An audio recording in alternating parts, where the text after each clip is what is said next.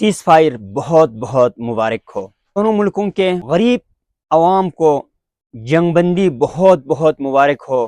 جس ناسمجھ انسان نے اجلت اور ناسمجھی میں جنگ شروع کی تھی، اور شکر ہے اللہ تعالیٰ کا کہ اسے جلدی سمجھ بھی آ گیا کہ سیز فائر ہونی چاہیے۔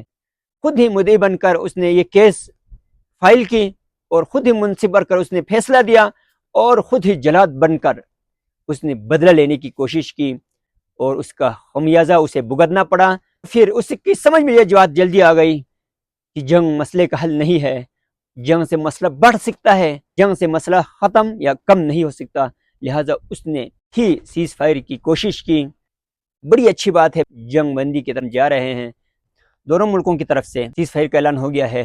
ہماری دعا ہے کہ اللہ تعالیٰ اس سیز فائر کو دائمی امن میں تبدیل کرے، دونوں ملکوں میں خوشحالی آئے، دونوں ملکوں کے حکمرانوں کو یہ توفیق عطا کرے کہ دونوں ملک اپنے اپنے غریب عوام کی بھلائی کے لیے کام کرے، ملک کے تعمیر و ترقی کے لیے کام کرے، ملک کی خوشحالی کے لیے کام کرے۔ جنگ بذات خود ایک مسئلہ ہے، جنگ کسی مسئلے کا حل نہیں۔